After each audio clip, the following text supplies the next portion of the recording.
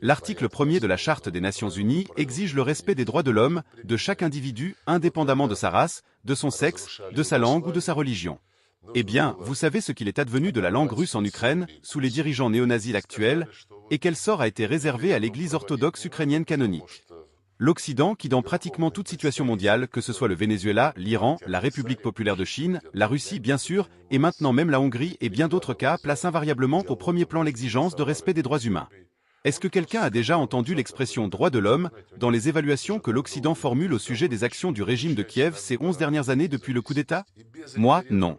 Bien au contraire, Ursula von der Leyen, Kaja Kallas, auparavant Joseph Borrell, Charles Michel, tous ont déclaré, et continuent de le faire à chaque occasion, qu'il faut injecter des armes et de l'argent en Ukraine, soutenir ses offensives, y compris contre la Russie, pour atteindre cet objectif illusoire de porter à la Russie une défaite stratégique.